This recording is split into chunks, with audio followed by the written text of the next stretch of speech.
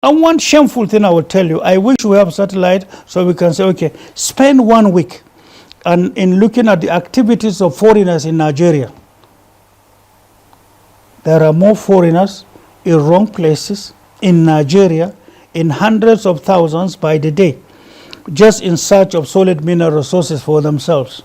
But there are individual Nigerians who are standing in for them. I tell you today, with all sense of humility, none part of our borders is fully manned. There is no port today in Nigeria that can say, we have inspected all the containers coming to us and we issue them certificate of being arms free. None. I challenge you, none. It was of recent that some of us, one of the answers I can give you that may shock you is to start by looking at the histories of rigging activities in Nigeria.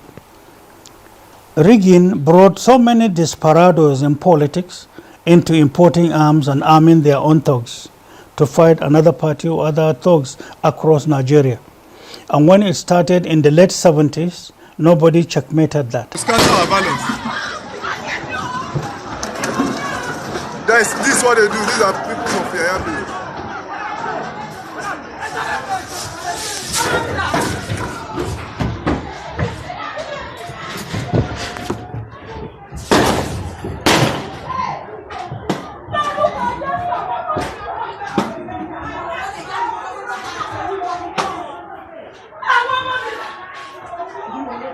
We have satellite so we can say, okay, spend 1 week in looking at the activities of foreigners in Nigeria. There are more foreigners in wrong places in Nigeria in hundreds of thousands by the day, just in search of solid mineral resources for themselves. But there are individual Nigerians who are standing in for them. And there are hundreds of thousands of whites who sit with Boko Haram, who feed Boko Haram.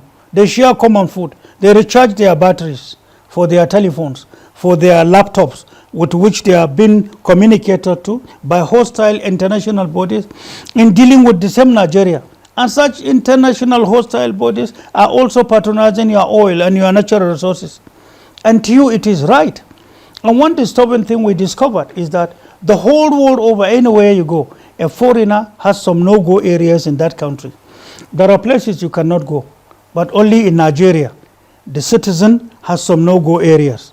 The foreigner has everywhere to go to. Only in Nigeria, failure of institutions, lack of foresight, lack of laws, lack of law enforcement, lack of knowledge in our law enforcement, lack of patriotism in our leaders or in some of our leaders at all sub levels that are entrusted to provide leadership. Meaning, once you have the leadership in Nigeria, you are just coming to do labor work in a scientific manner, carrying all along.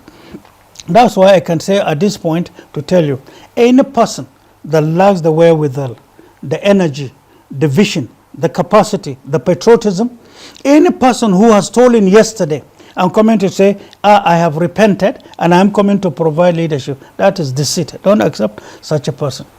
And I'm not campaigning.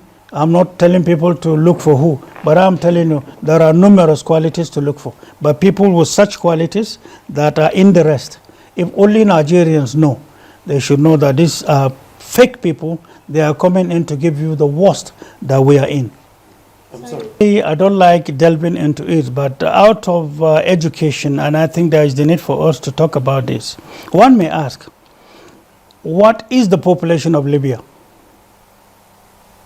What is the population of their armed forces? What is the size, what is the strength of their own armed forces? Army, Navy, Air Force. What are their arms holdings? How can Libyan arms holdings be seen to supply the whole West Africa and North Africa? Is that a cover story? What's the quantity? Arms supplied to Libya are documented. They keep them in their armories. The countries that supplied them are known. And from serial this to serial this are there. The intelligence bodies in Nigeria and around the whole world, they do that. Once you take a weapon and then look at the number, you'll be able to know who manufactured it and for whom and when. And whose own armory is this supposed to be? I know there was breakage into their armories. I know there were rebels in Libya. But the number of rebels that emerged, a census was taken by United Nations. And they discovered in Tripoli alone, there were 301 rebel groups. I repeat, 301 rebel groups, a census taken by United Nations. These 301 are different rebel groups. They fight themselves. The question is, the arms are also not enough for them. What is the balance that came to West Africa? Who is involved in creating that story? Who is involved in arms importation, illegal, and arming his people that give us as a cover story? So that's why you see, once you see a political body or a country given a story, don't take it, look at it, x-ray it, and make sense. God has given you the capacity to ask questions and look for answers. I tell you today, with all sense of humility, none part of our borders is fully manned. There is no port today in Nigeria that can say, we have inspected all the containers coming to us and we issue them certificate of being arms free. None. I challenge you, none. It was of recent that some of us talked about scanners and became a challenge. So some of the bodies responsible for that, only last 2 weeks, they now became serious and began to say scanners have been imported and they are on their way. They said so. But we asked the questions. But arms have been coming in unabated. And there was a time also early this year when some of us, in trying to now identify this aspect of arms proliferation and then understanding the sources of promotion of insurgency in Africa, we discovered an Asian country that was importing a gun called AA, anti-aircraft guns, most dangerous. But then they discovered the weaknesses in Nigeria and in bringing these anti-aircraft guns, bigger, with bigger bullets that can bring down any aircraft, no matter the size. But Nigeria is their own transit point. So when the buyers in Nigeria collect them, they were also helping in transiting them to 3 other countries plus Nigeria, making 4. Mali, Mozambique, and Congo DRC. Congo DRC, Mozambique, Mali, and Nigeria, 4 of them, nothing more. But you know, in the aviation world, once rebels or bandits, as we have, or Boko Haram, began to get themselves armed much more with anti-air defense guns, then it is evident the aviation authority world over may declare your airspace what? A safety question. So you may be declared a no-flying zone. It happened before to Chad when rebels were fighting, and they took a lot of anti-aircraft guns in their hands. So the whole world, all aircrafts were to bypass Chad in going to wherever they were, until sanity was restored with the president that was killed lately. So in Nigeria, there is much more from the international market coming through our waters into us, coming through our borders into us. Security challenge, insecurity, security challenge, which leads me to this. Arms proliferation had bedeviled our society. What's your view? What's your view? One of the answers I can give you that may shock you is to start by looking at the histories of rigging activities in Nigeria. Rigging brought so many desperados in politics into importing arms and arming their own thugs to fight another party or other thugs across Nigeria. And when it started in the late 70s, nobody checkmated that. And another thing that brought this hopelessness in where people will canvass for, get the support of the people, but at the end of the day, the queuing of people to vote for Mr. A or Party A, at the end of the day will have a contrary result, brought about people becoming desperate to know that we can fight it out. And that's why at any time you have had elections, until this moment, you can quote me, I say, until this moment. And that is one thing I haven't heard Nigerians talked about. You have insurgency, but you never sit down to say, what are the sources of supply of arms into the hinterland and to the wrong hands? What are the sources into the hinterland that is bringing in arms and ammunition that has created so many unknown armories from north to south? And there are too many of them, and it's scary. Today, there is not a single agency in Nigeria that can give you figures as to an estimate of arms in wrong hands or armories across Nigeria that are illegal, meaning that is not government's own. So at every single time there is election or there was election, you see the agencies were used. Now it's time for us to talk about it raw. Let me give 1979. In 1979, unfortunately, police were used to be able to tilt election elsewhere. And then it was in that process, at that material time, now police discovered between late hours and the early hours of the next day, stuffing boxes is a difficult thing to do that has to provide to all the polling stations in Britain. Police discovered that no matter the stimulants you take, cola nut, coffee, ink on your right and paper on your left going this way will not stop you from going to sleep. This is how much we have invested in rigging. But they discovered that once you take the ink with a rubber band and tie it on your head, once your hand can come on top of your head to a ballot paper, without stimulants you can't sleep. This is discovery out of illegality on how to cheat ourselves. But then that hurt a lot of other parties at that material time. And people say, when next election comes, I will fight it out and I must emerge. That idea was into people. There was no reorientation. There was no address to the abuses. Cases were taken to court. The aggrieved were not addressed, were not compensated, were not assured. And another election came.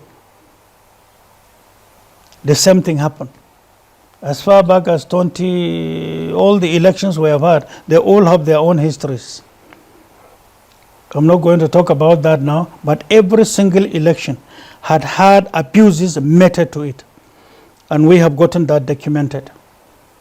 Most unfortunately. Some today are having direct connection with the current situations in Nigeria. Arms in wrong hands, drugs in wrong hands, armor is kept for them as and when the situation dictates. You go and take arms and fight. You fight fellow Nigerians because of political interests, not national peace. So you have people who are looking for power, but from the money they have stolen, from the abuses meted to the country yesterday, and from the bulgy pockets they have, they now finance people into creating more problems, in promoting more causes of insurgency in Nigeria's stability. Some of us are aware of this, and we have documented a lot of history, a lot of activities in our researches, and we believe we can address it, particularly investing in the younger ones, in reorienting them to now be seen as investments for tomorrow's activities in democracy. How inefficient our institutions have been that actually let corruption become the order of the day is what leads me to this next question. We've seen corruption in public service. Now Nigeria has been embarrassed with a contract scam in the global community. A company, P&ID, stepped into Nigeria, tried to defraud us of 9.6 billion, and fingered our prominent public servants, particularly former Petroleum Minister, Ibrahim Lukman, former Chief Justice of this Federation, Alpha Belgore, who incidentally was actually contracted by this same company to speak on their behalf against his country. What can we do first to checkmate such kind of contract drafting?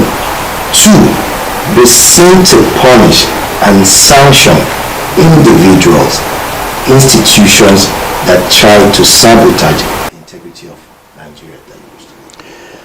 This is oil sector. You also, before I even answer you, you also lost Bakassi completely and nobody is saying anything, including the bar, National Bar Association of Nigeria. That is a monumental waste for numerous generations to come, looking at the resources on that island.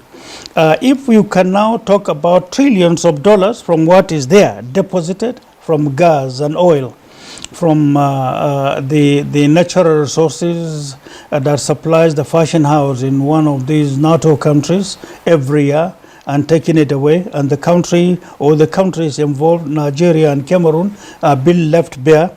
We are busy borrowing while billions of dollars every year goes to such countries, and they are so heartless such that they are always happy to see us impoverished, and to see us begging, to see us taking loans, and they help in killing our institutions. They help citizenry in help to kill our institutions. To any person, any African, any Pan-African that will say, okay, let me take a look at these two countries.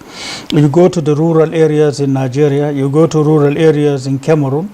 At the end of the day, you will know that what is left of us in the definition true to itself of such a Pan-African who will look at Cameroon and look at the resources in Cameroon, come to Nigeria, go around Nigeria, look at Nigeria from the other point of view, and look at the two together from the point of view of African spirit, then you will know that either our elders who found themselves in power yesterday, or our elites who are in power today, or our younger ones who are well informed but they are in the unemployed world, or those who are in the either on the bar, or on the bench in our own judiciary, you will know that everything is wrong with all of us. Meaning you have all it takes to be and to be counted among the very first 10 in the whole world. But you are here sitting down there, and any tiny little force from anywhere will just come, take decisions that are regarded by any law as being extremely exploitative. And yet you accept it, and it goes, and you are busy complaining of lack of being. So to the very question you ask, and with the personalities involved, and today all I can ask is, where is the international law, and what were the rules expected of the international law? What was expected in our domestic laws in Nigeria? The question is, where is the case? And another question is, what are these forces that retarded it or kept it aside from being heard? And who are these Nigerians that are expected to speak out? Is it the human rights bodies, or is it the civil liberty organizations, or is it the CSOs in Nigeria? Or is it the Nigerian Bar Association? Or is it the bench itself? Or is it the African bench? Or is it the West African bench that are recognized? The matter, once it comes to the court, is a public issue. The one you may ask is, where is it? Or is it that you have had an executive body as at the time it happened that was part of secretly, or that compromised it? So that's why in Nigeria, first thing first, is a revival of the institutions that you have, so that Nigeria can be seen to stand on her feet. An issue where the poorest of the poor can say, I belong to this country because I know there are arrangements in the institutions that govern Nigeria, that cares for me, that protects me, and that will help me. There people will say, I have sense of belonging as a Nigerian. Then he can lean on to the country and give Nigeria its own services. Part of the breakages of your internal security problems today is simply because there is a wide gap between the have and the have not, being complemented by failure of institutions, and then from the greed of some certain individuals who ordinarily are expected to be seen to be fathers of the country or mothers of the country, as the case may be. So failure to provide leadership at different strata in Nigeria's life promotes numerous things, including this particular question you asked of. You may ask 9-point-something billion, and the question is, were you to be settled with the responsibility of investigating the contents, the genesis of the contracts, personalities involved, and then a certain fraction of it that permeated into pockets at home and outside Nigeria, you will realize that you have individuals who are bigger than your institutions, who are bigger than your country. One of the major causes of insurgency, because when an individual realizes that there is no hope in what he does, what he's saying, or what he anticipates to do to better himself, his country, his people, a collective interest of his tribe, of his religion, of his own region in the country, or a certain research of students, of relationship between people whom he believed that his dream would be complemented from discoveries from them. And if we realize that that is dashed, then mankind has options to go beyond or outside the law and act. It is visible in every part of Nigeria you go today. From the unemployed Nigerians, the young, vibrant, innovative, who are highly creative, who are very promising Nigerians, highly intellectual, they are there roaming our streets. When a brain from a vibrant soul that is ready to create and to innovate and then is not being complemented, he sits and he can, anything negative comes his way, he may also be creative out of it, and that becomes a problem to the leadership to handle. And then if he sits down and realizes that he has all it takes to provide some certain innovative activities, particularly in the electronic world today, Nigerians elsewhere are doing quite a lot. And I met numerous younger ones who are ingenious and who are ready to create numerous things that will make them billionaires overnight. But in Nigeria, there are some certain people who are providing leadership in different strata, are always jealous of such innovative younger ones. And to us, part of our manifesto is to identify, to talent spot such persons and invest therefrom and giving them the opportunities to roll. We believe in the one saying, which is divine, and then also is the guiding factor to any activity of man in life, which says there is no end to possibilities in the life of man, in the life of a country, community, or communities of nation. It's God that said so. So if God has said so, and you are now depriving people of such opportunities, first of all, you are anti the Creator who set them forth to your country. None of us selected to say he consulted God Almighty before being created in Nigeria. We are all Nigerians by the wish of God. So you only woke up and saw yourself as a Nigerian. That is to say, your elders, your contemporaries, and your younger ones, and those yet to be born, in your own services, either sayings or actions, innovations or some certain creativities will come up as things that will complement the country and the people, including generations to come. The question you may ask yourself today, those in leadership, if you can assess them properly today, then the answer will be a sorry, regrettably, it will be a sorry response. Meaning, greed is the driving force to so many who found themselves in power. Unfortunately, it has become a culture. Rather than seeing yourself being opportunistic, if you are given the role to provide leadership to people. Providing leadership to the people alone allows your name to go into history. You become automatically a leader, and you can look in retrospect to say, that were the achievements we garnered for mankind yesterday when we had the opportunity. That alone presents you as an elder statesman. But in Nigeria, from our activities, it is evident that the definition of leadership has nothing to do with such services rendered. It is just seen from the point of view of one ugliest part of greed, meaning they found themselves in power and the opportunities open to them is to steal, and when they leave power, they are coming out super billionaires, and to them that is the yardstick of being identified as an elder statesman. This is a reversal way of looking at issues in life. If this has been the trend in Nigeria, at least time has come to get